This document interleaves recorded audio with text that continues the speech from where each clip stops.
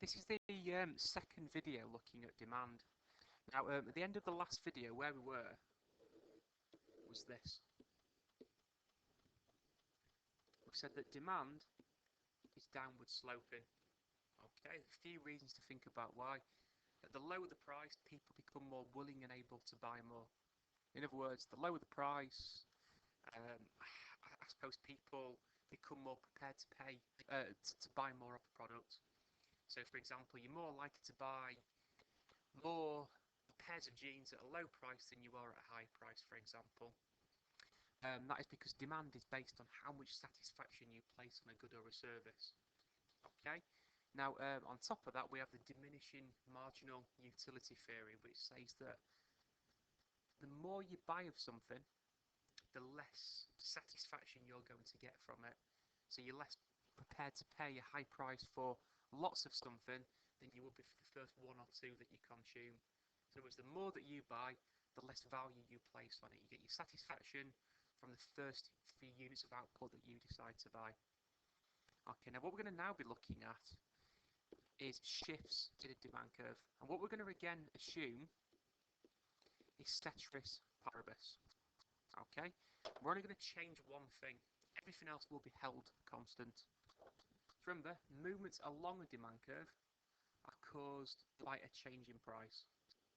So if we assume at price 1, people are willing and able to buy Q1.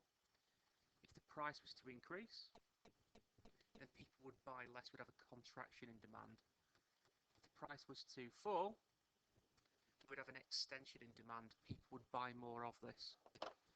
What I'm now going to assume is that the price is not changing. The price stays exactly the same. Okay, now look at this now. If the demand curve was to shift outwards, this shows at price 1, people are now willing and able to buy more of this product, even though the price has stayed exactly the same. And this is fairly obvious why when you think about it. You don't just buy things based on price. Okay, so great example. Income. So we're going to categorise between normal, luxury, and inferior goods. Now, in my diagram, as demand goes from D1 to D2, then it means that at the same price, people are now willing and able to buy more of the product.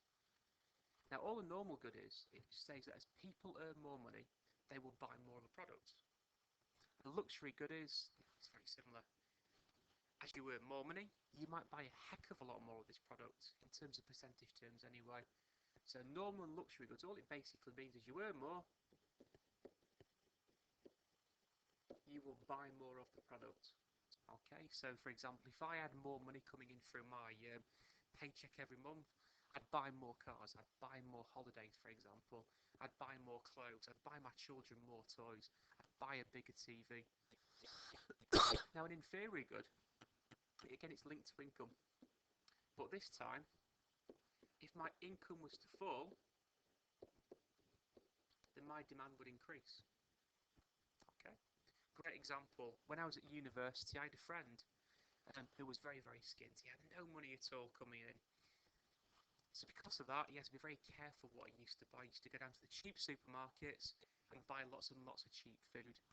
Okay, so the only reason he bought more of it was because he had less money. If I was to lose my job and lose my income, I wouldn't be able to afford a nice foreign holiday next year. To me, the inferior good might be a tent in Skegness. Okay, for many people, if their income was to fall, they might say, you know what, I can't afford to travel by car anymore. I'm going to have to get rid of the car and travel by bus instead. So your demand for bus travel would increase. Other reasons why demand might increase. These words here, substitutes and complements. Now, substitutes are what we call in economics competing goods. It's basically alternatives for something that you buy. So for me, for example, on a Saturday night, if the kids are away, me and my wife might decide to go for a meal. There are lots of different restaurants that we might decide to go to. Okay, now let's imagine this demand curve that I've drawn is my demand for the local curry house. Why might my demand for curries increase? Well, it could be because the local Thai restaurant has had a really, really bad review. Okay, they've maybe been caught out for poor food health standards, for example. That might mean I'm less likely to go to the Thai place, and more likely to go and buy a curry. The price of the curry stay the same, but I'm now more willing and able to go. It could even be that the local pizza restaurant, for example, or Italian, have increased their prices. I'm now less willing and able to go to the Italian, and therefore more willing and able to go and buy a curry, even though curries haven't changed their prices. Okay, in other markets, more and more people in Britain are going on holiday to Spain, so the demand for Spain holidays have increased. This is partly because of all the terrorist activity in places like the Middle East, Egypt, for example. People think, you know what, I'm not going to go to Egypt, I will substitute my demand and go to Spain instead. So substitutes are competing goods and services. If the substitutes become more expensive, so if they were to raise their price, or if the quality was to fall, then ultimately the demand for the other thing would increase instead. The next one, complements. As economists call these joint demand, things that you tend to buy together. Okay, so for example, you go to the cinema, you buy popcorn. So imagine this demand curve is people's demand for popcorn. If the Odeon cinema were to lower the prices of going to the cinema, then more people will go to watch the film, and because of that, more people will buy the popcorn. For me at the moment, if petrol prices were to fall, then there's a good chance I might buy a new car, buy more cars, for example. Further to this, air quality. My team, Doncaster Rovers Football Club, done very well recently. They're in the 4th division, but they're starting to play better football at the moment. They're winning games. The quality of the football's increased.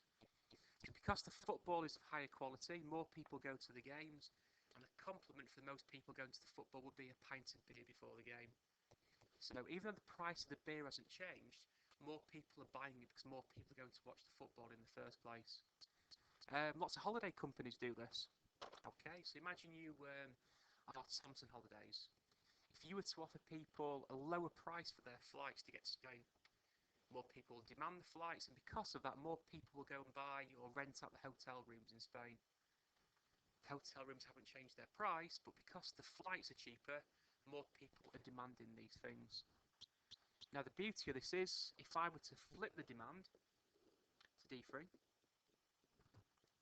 all it shows is that at the same price, people are now willing and able to buy less.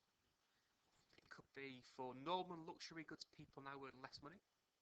Okay, so if I was to have a pay cut, I wouldn't be going to Tenerife next year. I wouldn't be able to afford to go. If I were to get a pay rise, then some of the inferior goods that I occasionally buy, I might say, you know what, I'm not going to buy them anymore. I'm not going to eat food from Aldi anymore. I'm going to go and buy more food from Marks and Spencer's instead. Substitutes. Okay, well, think about this. If the price of travelling to go on holiday to, let's say, Portugal were to fall, I'm more likely to go to Portugal, but it would lower my demand for travel to Tenerife. Complements? Okay, well, if the cost of flying to Tenerife was to increase, my demand for accommodation and restaurants in Tenerife would fall because of the higher flight prices. The final factor that will influence demand, it's simple, it's tastes or fashions. Okay. It could be that a particular celebrity that's popular is being seen wearing a particular design label. When that happens, the demand for that product to shoot outwards. The price hasn't changed, but people become more willing and able to buy it. Okay, right, let's wrap all this stuff up on demand. You should now be aware of 4 different demand curves. First one,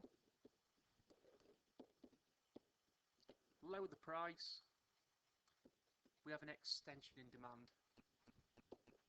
Second one, higher the price, the lower the demand, a contraction in demand. The only thing changing in these top two diagrams is a change in price. We assume ceteris paribus, everything else is held constant. When demand moves outwards, it shows at the same price, people become more willing and able to buy more. The price hasn't changed, but for whatever reason, whether it's substitutes, complements, incomes, taste changing, people are buying more.